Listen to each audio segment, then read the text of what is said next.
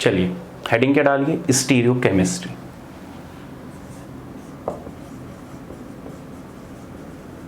देखो तुम्हारे सिलेबस में छोटी सी स्टीरियोकेमिस्ट्री है, जब तुम आईआईटी जेईई आगे पढ़ोगे तो उसमें स्टीरियोकेमिस्ट्री को डिटेल में पढ़ाया जाता है, लेकिन तुम्हारे पॉइंट पे छोटी सी है।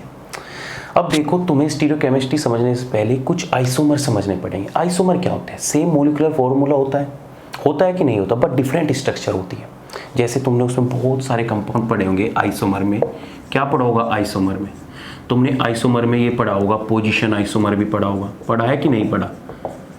अरे पढ़ा है। ज्योमेट्रिकल आइसोमर भी पढ़ा होगा, ज्योमेट्रिकल आइसोमर।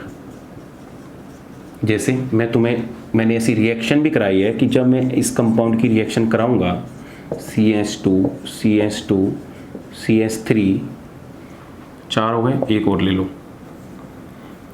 CS2 CS3 और ये Cl2, तो मुझे कितने आइसोमर मिलेंगे बताओ? नंबर ऑफ आइसोमर कितने मिलेंगे? नंबर ऑफ आइसोमर कितने मिलेंगे?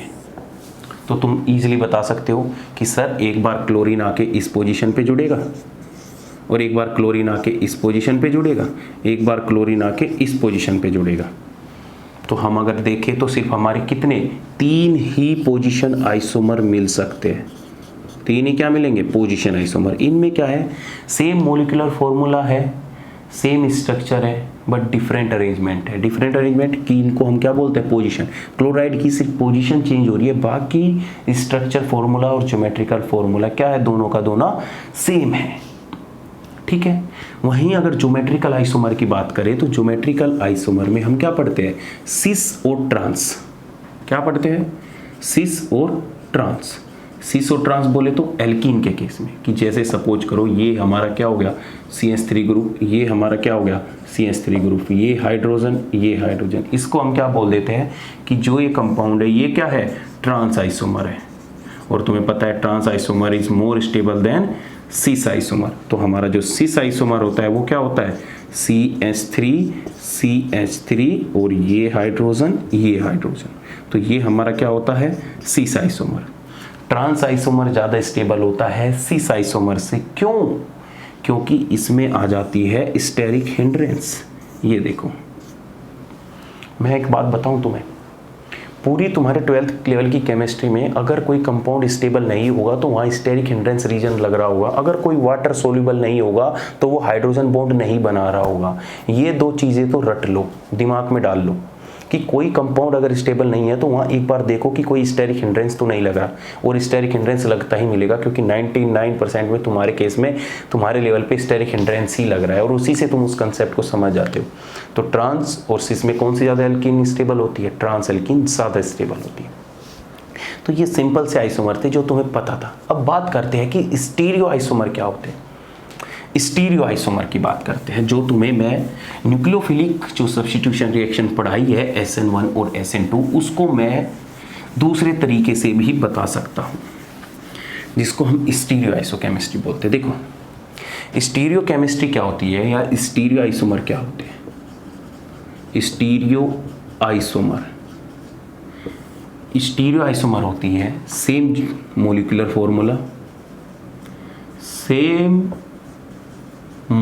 फॉर्मूला, ठीक है, सेम स्ट्रक्चर, या मैं कह सकता हूं same connectivity, but different arrangement in space.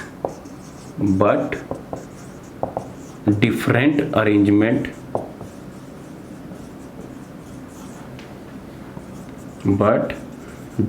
Arrangement in space. ये बात ध्यान रखना, क्या होता है? सेम मोलिकुलर फॉर्मूला होता है, सेम कनेक्टिविटी होती है, but different arrangement in space. बहुत ध्यान से समझना इस बात को।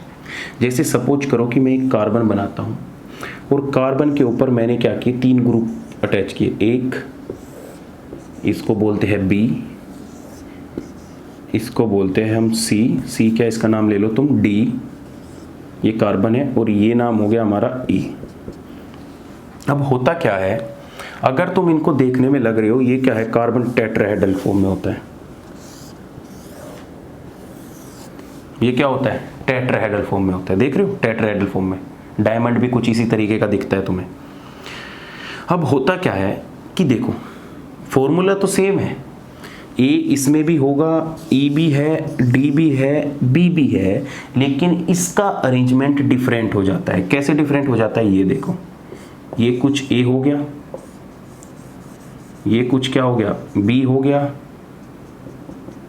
ये क्या हो गया, सी हो गया, और ये हमारा क्या हो गया, डी हो गया, या इसको तुम ई बोल लेते हो, ठीक है, हो गया। अब देखो एक स्ट्रक्चर और देखो, आराम से बैठो, अभी कंफ्यूज मत हो, बस सुनो पहले पूरी बात। बी हो गया, डैश और वेज लाइन सब बताऊंगा, पहले सुनो मेरी बात। ये क्या हो गया, डी हो गया, ये तो ये हमारा क्या हो गया, ई। अब देखो इन तीनों कंपाउंड तुम्हें दिखने में क्या लग रहे हैं, सेम लग रहे हैं कि नहीं लग रहे। इसके पास भी ए है, बी है, सी है, डी है, इन तीनों के पास सब कुछ है, लेकिन अरेंजमेंट में डिफरेंट है। स्पेस में बोले तो देखो ध्यान से, ये जो लाइन होती है, ये वाली सॉलिड जो लाइन होती है, इस सॉलिड लाइन का मतलब होता है अबव द प्लेन, या तुम कह सकते हो above the plane of paper. क्या बोल सकते हो इसको, above the plane of paper, या तुम इसको बोल सकते हो आउट ऑफ द पेपर। जैसे मैं तुम्हें एक कंपाउंड बना के दिखा देता हूं, मार्कर मुझे इकट्ठे करने पड़ेंगे, बस देखो ध्यान से समझना इस बात को।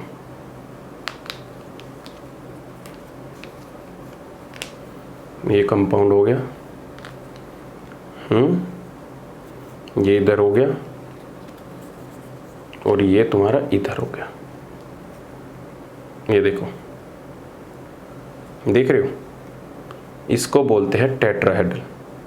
इसको क्या बोलते हैं, टेट्राहेड्रल ज्योमेट्री।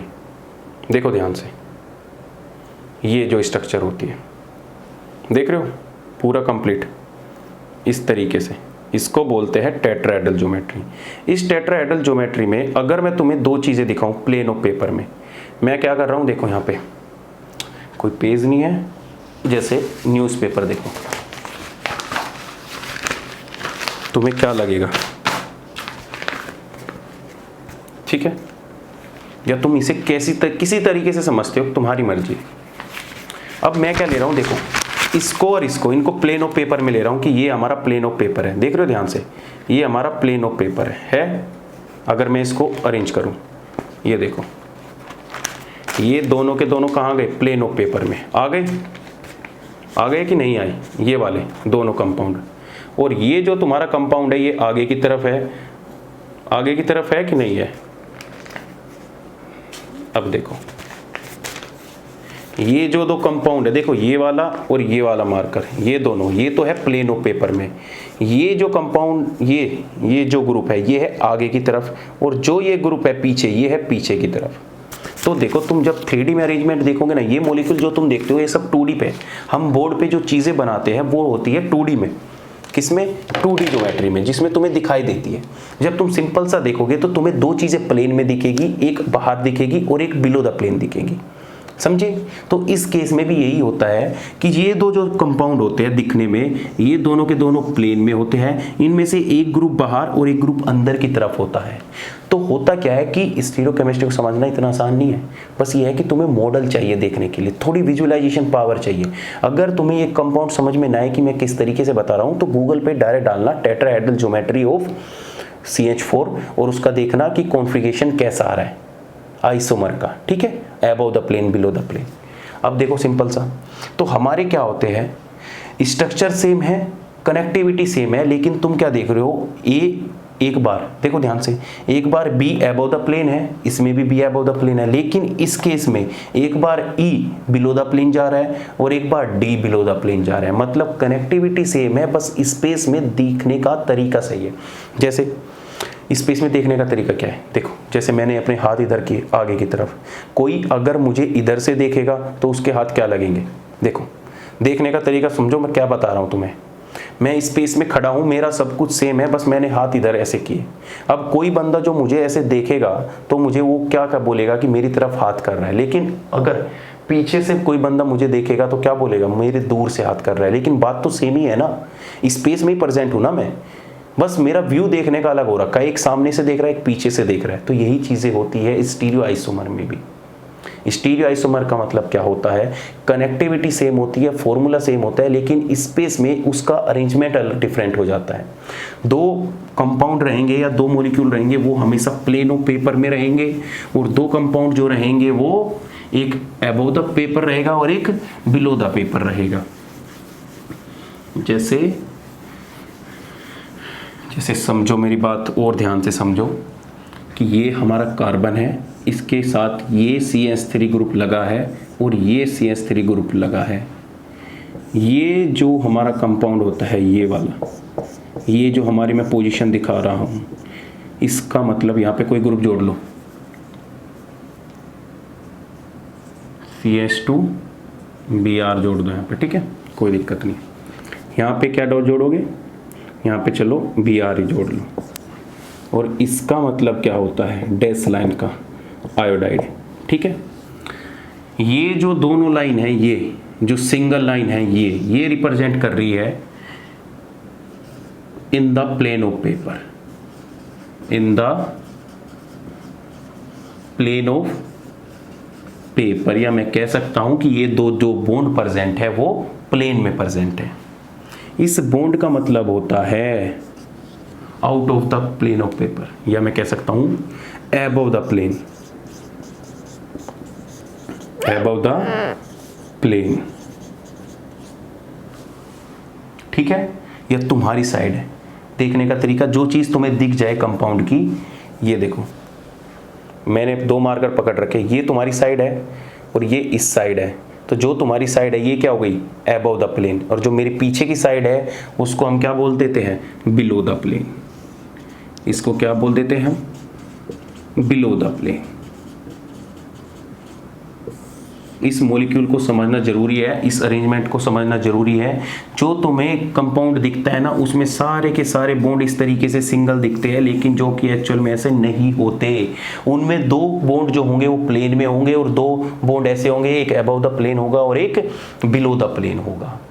अब होता क्या है, होता ये है कि जब ऐसे मॉलिक्यूल जो सिमेट्रिक और सिमेट्रिक मॉलिक्यूल, मतलब देखो दो टाइप के मॉलिक्यूल होते हैं, एक होता है सिमेट्रिक मॉलिक्यूल और एक होता है एसिमेट्रिक मॉलिक्यूल। सिमेट्रिक मॉलिक्यूल वो मॉलिक्यूल जिसमें प्लेन ऑफ सिमेट्री प्रेजेंट है। जैसे मैं सिंपल सा इंसान हूं, मेरे पास प्लेन ऑफ सिमेट्री कैसे पता लगेगी, प्लेन ऑफ सिमेट्री मतलब उसमें प्लेन डाल दो, उसमें बीच से काट दो। अगर बीच से काटने के बाद इधर का हिस्सा और इधर का हिस्सा दोनों के दोनों हिस्से इक्वल दिखे, सेम दिखे, तो उसमें प्लेन ऑफ सिमेट्री प्रेजेंट है, अदरवाइज उसमें प्लेन ऑफ सिमेट्री प्रेजेंट नहीं है। तो ऐसे मॉलिक्यूल जो प्लेन ऑफ सिमेट्री में प्रेजेंट होते हैं और जो ऐसे मॉलिक्यूल जो प्लेन ऑफ सिमेट्री में एब्सेंट होते हैं, उन दोनों मॉलिक्यूल को हम प्लेन पोलराइज लाइट से पास कराते हैं। और पास कराने के बाद अगर वो उस प्लेन पोलराइज लाइट को रोटेट कर दे क्लॉकवाइज या एंटी क्लॉकवाइज, तो हम बोल देंगे कि वो आइसोमर ऑप्टिकली एक्टिव है या वो आइसोमर ऑप्टिकली इनएक्टिव है।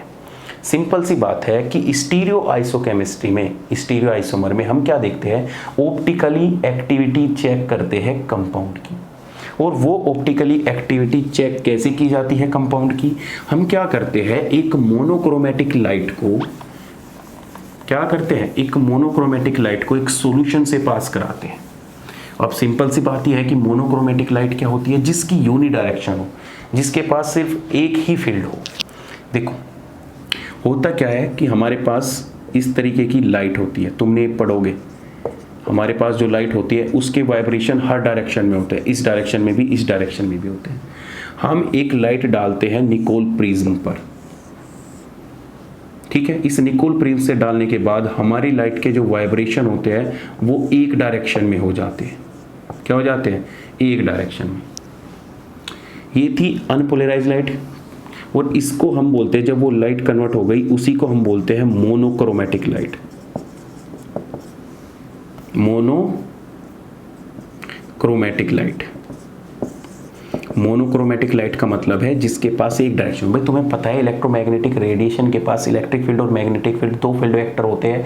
अगर वो एक ही फील्ड वेक्टर बचा तो उसको हम क्या बोल देते हैं, मोनोक्रोमेटिक लाइट। की जो इन वाइब्रेशन की डायरेक्शन है सिर्फ एक ही डायरेक्शन में हो, मल्टीपल डायरेक्शन में ना हो। देखो इससे पहले इस लाइट की कितनी डिफरेंट डायरेक्शन थी, हमने इसको छान दिया। छान नहीं बोलते हैं, ये निकोल प्रिज्म का एक हम क्या लेते हैं, फिल्टर, निकोल प्रिज्म। इस निकोल प्रिज्म से हम इस फिल्टर को पास करते हैं, एक स्लिट टाइप होता है, उसमें क्या करेगा, सिर्फ ये जो वाइब्रेशन है इसको पास होने देगा, बाकी सबको रोक देगा और हमारी कन्वर्ट किस में हो जाएगी, मोनोक्रोमेटिक लाइट में। अब मोनोक्रोमेटिक लाइट में कन्वर्ट हो जाने के बाद हमारे सामने एक सैंपल ट्यूब होती है। जब तुम लैब में एक्सपेरिमेंट करोगे, होता है ये लैब में एक्सपेरिमेंट, फिजिक्स में जब तुम फिजिक्स ऑनर्स लो या केमिस्ट्री ऑनर्स लो, हर जगह कराते हैं। अब इसमें पास करोगे, इसमें पास करने के बाद सामने एक एनालाइजर रखा होगा, एनालाइजर की इसके पास जब पास आएगी तो इसके पास लाइट पास होकर आएगी। अब वो लाइट जो इस सॉल्यूशन के पास होके आएगी वो कैसे भी आ सकती है, या तो बिल्कुल ऐसे कैसे निकल सकती है जैसे पहले थी मोनोक्रोमेटिक की, मोनोक्रोमेटिक निकल गई, मतलब कि लाइट की डायरेक्शन पर कोई फर्क नहीं पड़ा, या फिर इसकी डायरेक्शन चेंज होके मिल सकती है, कुछ इस प्रकार से डायरेक्शन मिल सकती है, या कुछ इस प्रकार से मिल सकती है, या कुछ इस प्रकार से, या किसी भी प्रकार से। मतलब इससे अगर कोई डिफरेंट डायरेक्शन मिली तो इसका मतलब है कि जो हमारा कंपाउंड था वो क्या है, ऑप्टिकली एक्टिव है, मतलब कि वो प्लेन पोलराइज लाइट को क्या कर रहा है, रोटेट कर सकता है। फिर से सुन लो मैं कहने क्या वाला हूं, ध्यान से सुनना, कंफ्यूजन हो जाती है। बेसिकली हम क्या करने वाले हैं, न्यूक्लियोफिलिक सब्स्टिट्यूशन रिएक्शन को स्टीरियोकेमिस्ट्री से रिलेट करके पढ़ने वाले हैं। स्टीरियोकेमिस्ट्री क्या होती है कि कोई भी मॉलिक्यूल इस दुनिया में प्रेजेंट होता है, अगर उसका मॉलिक्यूलर फॉर्मूला और उसके पास सेम कनेक्टिविटी है, लेकिन उसका स्पेस में अगर हम उसकी 3D ज्योमेट्री देखेंगे तो उसमें उसका अरेंजमेंट डिफरेंट होगा। इसी को हम क्या बोल देते हैं, स्टीरियो आइसोमर। बेसिकली हम स्टीरियो आइसोमर में ऑप्टिकली एक्टिविटी चेक करते हैं कि ये कंपाउंड ऑप्टिकली एक्टिव होगा या ऑप्टिकली इनएक्टिव होगा। उसके लिए हम क्या काम करते हैं, मोनोक्रोमेटिक लाइट को पास कराते हैं उस सॉल्यूशन से, और सॉल्यूशन से पास कराने के बाद अगर उसने उस मोनोक्रोमेटिक लाइट की डायरेक्शन को चेंज कर दिया, अगर उसकी डायरेक्शन को क्लॉकवाइज या एंटी क्लॉकवाइज डायरेक्शन में चेंज कर दिया, तो हम उस कंपाउंड को बोल देंगे कि ये ऑप्टिकली एक्टिव है। अगर वो उसकी डायरेक्शन को चेंज नहीं कर पाया, उन कंपाउंड को हम बोल देंगे कि ये ऑप्टिकली इनएक्टिव है। बताओ बात क्लियर है, क्लियर है। अब देखो हमारे पास यहाँ से पास होने के बाद, इसे कोई नहीं पूछेगा तुमसे, प्लेन पोलराइज ये सब कोई नहीं पूछेगा, सब जनरल नॉलेज है। अब पास होने के बाद अगर लाइट की डायरेक्शन चेंज हो गई, ध्यान से सुनो, अगर लाइट की डायरेक्शन चेंज हो गई, अगर पास होने के बाद अगर लाइट डायरेक्शन चेंज हो गई, लाइट डायरेक्शन चेंज या तो वो क्लॉकवाइज डायरेक्शन में हो सकती है या एंटी क्लॉकवाइज डायरेक्शन में, या तो वो क्लॉकवाइज डायरेक्शन में हो सकती है या फिर anti clockwise direction. Anti clockwise वही है जैसे सुई घड़ी घूमती है ना, 12 से 6 तक आएगी तो इसको हम बोलते हैं क्लॉकवाइज डायरेक्शन। अगर 6 से उल्टी चली जाए, इस तरीके से घूम जाए, उसको एंटी क्लॉकवाइज बोलते हैं। तो या तो वो क्लॉकवाइज हो सकती है या फिर एंटी क्लॉकवाइज हो सकती है। जो क्लॉकवाइज डायरेक्शन होते हैं उसको हम पॉजिटिव साइन से रिप्रेजेंट करते हैं, और जो एंटी क्लॉकवाइज डायरेक्शन होती है उसको हम नेगेटिव साइन से रिप्रेजेंट करते हैं। और दूसरा, इनको एक नाम और भी दिया गया, जो पॉजिटिव साइन वाली डायरेक्शन से अगर वो पॉजिटिव डायरेक्शन में बूझ देता है उसको बोल देते हैं डेक्स्ट्रो रोटेटरी। क्या बोल देते हैं, डेक्स्ट्रो रोटेटरी, डेक्स्ट्रो रोटेटरी। और उनको क्या बोल देते हैं, लीवो रोटेटरी। ये सिर्फ डायरेक्शन की बात है कि अगर वो डायरेक्शन पॉजिटिव डायरेक्शन में घूम जाए या क्लॉकवाइज घूम जाए, उन कंपाउंड को क्या बोल देते हैं कि डेक्स्ट्रो रोटेटरी है। या अगर एंटी क्लॉकवाइज घूम जाए तो उसको हम नेगेटिव साइन से रिप्रेजेंट करते हैं। इस नेगेटिव साइन का ही मतलब क्या होता है कि लीवो रोटेटरी है। बात क्लियर है।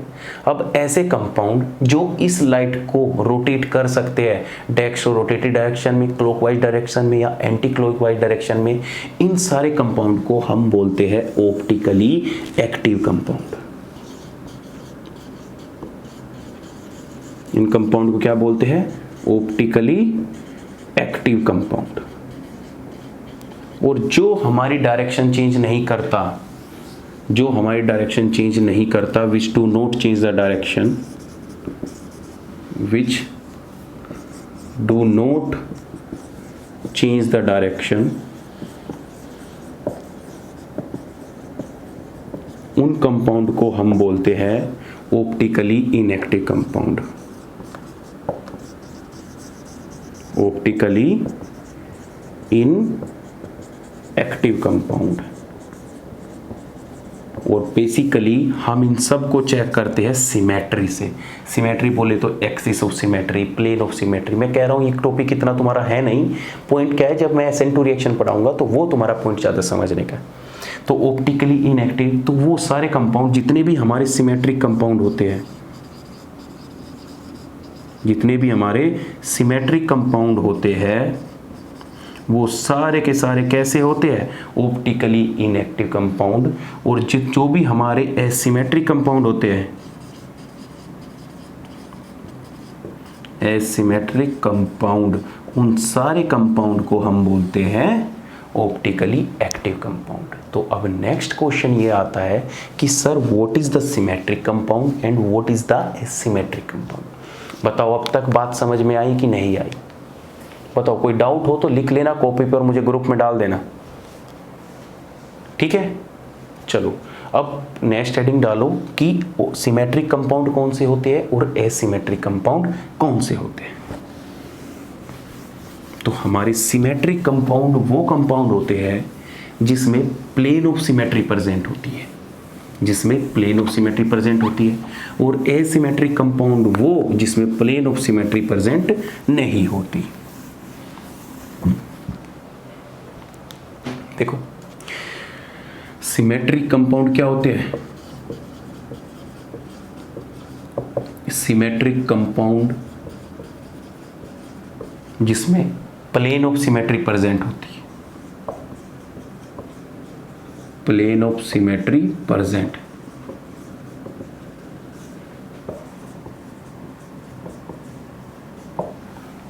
और एसिमेट्रिक कंपाउंड वो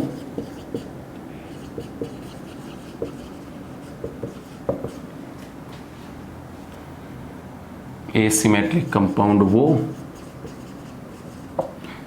जिसमें प्लेन ऑफ सिमेट्री एब्सेंट होती है, प्लेन ऑफ सिमेट्री एब्सेंट होती है। अब सर तुम बोलोगे कि सर ये what is the plane of symmetry. तो प्लेन ऑफ सिमेट्री कुछ नहीं है, सिंपल सा प्लेन है। जैसे मैं सिंपल सा तुम्हें बोलूं कि ए मॉलिक्यूल है, क्या ए मॉलिक्यूल में प्लेन ऑफ सिमेट्री है? तो कुछ नहीं करना, इस ए मॉलिक्यूल को कहाँ काट दोगे? बीच से। तो जैसे ही तुम बीच से काटोगे तो तुम्हें क्या मिलेगा? एक कंपाउंड ऐसे मिलेगा, भाई ऐसे ही तो मिलेगा, काटने के बाद मिलेगा। और दूसरी तरफ तुम्हें ऐसे मिलेगा, यही तो मिलेगा। क्या दोनों की देखो काटने के बाद दोनों सेम आ रहे हैं? तो इसका मतलब इसमें क्या होगा? Plane of symmetry. या मैं सिंपल सा कहूँ, सिंपल सा प्लेन काट दो, अगर काटने के बाद दोनों एक दूसरे की मिरर इमेज मिले तो वो क्या होगी? Plane of symmetry. जैसे एग्जांपल देखो, जैसे H हुआ, H कंपाउंड को अगर तुम बीच से काट दोगे, ये काट दिया, बीच में प्लेन डालते, इधर भी इक्वल इधर भी इक्वल, दोनों की तरफ क्या है? Same side. तो इसको क्या बोलेंगे? इनको क्या बोलेंगे? ये सारे के सारे ए, ये भी क्या हो गया? Asymmetric compound. H भी क्या हो गया? H भी क्या हो गया? सॉरी, ये क्या हो गया? प्लेन ऑफ सिमेट्री प्रेजेंट है, तो ये भी क्या हो गया? Symmetric compound. और जब ये सिमेट्रिक कंपाउंड है तो ए प्लेन पोलराइज लाइट को क्या नहीं, रोटेट नहीं कर पाएगा। ऐसे ही H हो गया। ऐसे ही और एग्जांपल देखो, O, ऑक्सीजन को करोगे तो ऑक्सीजन को बीच से काटोगे तो क्या होगा? दोनों तरफ सेम आएगा कि नहीं आएगा? ऐसे ही क्या U को देखो, U को बीच से काटोगे तो क्या आएगा? प्लेन सिमेट्री प्रेजेंट है। तो ये सारे के सारे कैसे कंपाउंड है? सिमेट्री प्रेजेंट है। सिमेट्री का मतलब कि इनमें प्लेन हम डाल सकते हैं, तो हमें इन दोनों की क्या मिल जाती है? Mirror image. ऐसे ही अगर M कर दूं मैं M में, तो M में करूंगा तो ये इधर से काटूंगा तो दोनों तरफ वो मिल रहा है कि नहीं मिल रहा? ऐसे ही अगर N में देखो, N में बताओ क्या प्लेन ऑफ सिमेट्री प्रेजेंट है? क्या ये प्लेन ऑफ सिमेट्री प्रेजेंट है इसमें? बोलो। तुमने तो बना दी होगी, पता है मुझे। अब देखो, तुम जैसे इसको बीच से काटोगे तो बीच से काटने के बाद तुम्हें क्या मिलेगा? एक ऐसे मिलेगा और एक ऐसे मिलेगा। क्या ये दोनों एक दूसरे की मिरर इमेज है? अरे क्या ये एक दूसरे की मिरर इमेज है? नहीं है। इसकी मिरर इमेज जो होगी बिल्कुल इसके अपोजिट होगी। भाई मैं क्या हूँ, मेरी जो मिरर इमेज होगी मेरी तरफ बिल्कुल सेम ऐसी दिखेगी शीशे में, तो इसकी जो मिरर इमेज होगी बीच से काटने के बाद क्या सेम ऐसे दिखेगी? नहीं। तो n क्या है हमारा एसिमेट्रिक, क्योंकि इसमें प्लेन ऑफ सिमेट्री प्रेजेंट नहीं है, इसलिए जो ये n होगा ये क्या होगा, ऑप्टिकली एक्टिव हो गया। क्या होगा, ये ऑप्टिकली एक्टिव होगा। ये तो अल्फाबेट की बात हुई तुम्हें समझाने के लिए प्लेन ऑफ सिमेट्री, लेकिन अगर मॉलिक्यूल की बात आई तो मॉलिक्यूल में हम कैसे चेक करेंगे। तो मॉलिक्यूल में जानना सिमेट्रिक मॉलिक्यूल और एसिमेट्रिक मॉलिक्यूल बड़ा इजी होता है। कैसे, अगर किसी कार्बन की चारों वैलेंसी डिफरेंट आ जाए उसको हम बोल देते हैं एसिमेट्रिक मॉलिक्यूल, और स्पेसिफिक करूँ तो हम उसको बोलते हैं कायरल सेंटर। देखो ध्यान से, हम क्या कर रहे हैं, बेसिकली कंपाउंड की ऑप्टिकली एक्टिविटी चेक कर रहे हैं। तो ऑप्टिकली एक्टिविटी चेक करने के लिए हमें कंपाउंड को देखना पड़ेगा। तो जिस कंपाउंड की चारों वैलेंसी डिफरेंट आ जाए, चारों वैलेंसी मतलब ए बी सी डी, चारों की चारों डिफरेंट है कि नहीं है, यहाँ पे ए है, यहाँ पे बी है, यहाँ पे सी है, यहाँ पे डी है, ऐसे कंपाउंड को जिसकी चारों की चारों वैलेंसी डिफरेंट है उनको क्या बोलते हैं, एसिमेट्रिक कार्बन। एसिमेट्रिक कार्बन, ठीक है। और स्पेसिफिक करूं तो ऐसे कार्बन को जिसकी चारों की चारों वैलेंसी डिफरेंट है, the carbon which have four different valency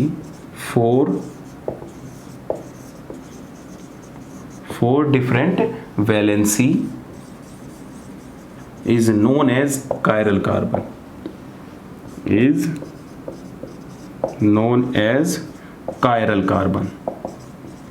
या कायरल कार्बन बोल देते हैं या फिर कायरल सेंटर बोल देते हैं। तो ऐसा कार्बन जिसके पास चारों की चारों वैलेंसी डिफरेंट होती है उसको क्या बोलते हैं हम, कायरल कार्बन, या उसको हम क्या बोल सकते हैं, एसिमेट्रिक कार्बन।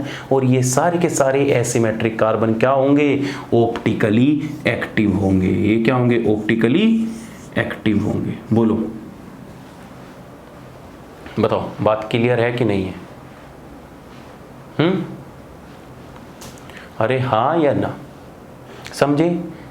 अब हमें, वो तो अल्फाबेट में था ABC, अब हमें चेक क्या करना है, मॉलिक्यूल। बेसिकली तो हमें केमिस्ट्री पढ़नी है, तो केमिस्ट्री में हम कैसे चेक करेंगे कि कोई मॉलिक्यूल सिमेट्रिक है या कोई मॉलिक्यूल एसिमेट्रिक है। तो कुछ नहीं करना, अगर कार्बन की चारों वैलेंसी डिफरेंट मिल जाए तो इसका मतलब क्या हो गया कि वो कायरल सेंटर है, एसिमेट्रिक कार्बन है, और वो क्या होगा, ऑप्टिकली एक्टिव होगा, क्योंकि उस मॉलिक्यूल के पास टेंडेंसी होगी प्लेन पोलराइज लाइट को या तो क्लॉकवाइज डायरेक्शन में चेंज कर सकता है या फिर एंटी क्लॉकवाइज डायरेक्शन में चेंज कर सकता है।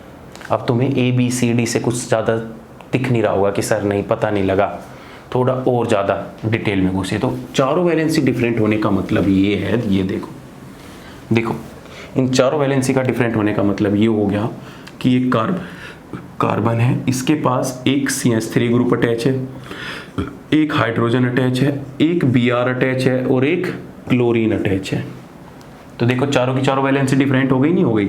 ये क्लोरीन, ये ब्रोमीन, ये हाइड्रोजन, ये CH3। तो इस कार्बन को हम क्या बोलेंगे, कायरल सेंटर।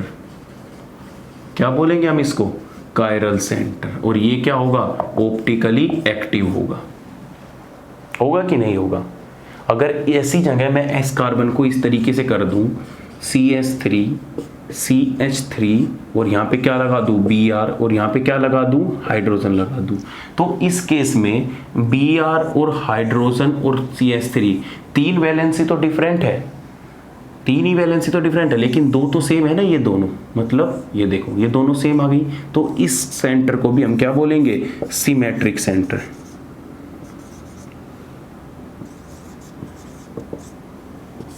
क्या बोलेंगे हम इसको, सिमेट्रिक सेंटर। और ये क्या होगा, ऑप्टिकली इनएक्टिव होगा। तो सबसे पहले तो तुम्हें यही देखना है कि ऑप्टिकली एक्टिव कौन सा होगा और ऑप्टिकली इनएक्टिव कौन सा होगा। तो जिसकी चारों वैलेंसी डिफरेंट वो सारा का सारा ऑप्टिकली एक्टिव, और जिसकी चारों वैलेंसी डिफरेंट नहीं है या अगर दो वैलेंसी भी सेम आ गई तो वो सारे के सारे ऑप्टिकली इनएक्टिव में चले जाएंगे। जैसे मैं तुम्हें एग्जांपल लिख रहा हूँ बहुत सारे, तो मुझे बताओ कि उसमें कितने ऑप्टिकली एक्टिव सेंटर है, कितने उसमें कायरल सेंटर है। देखो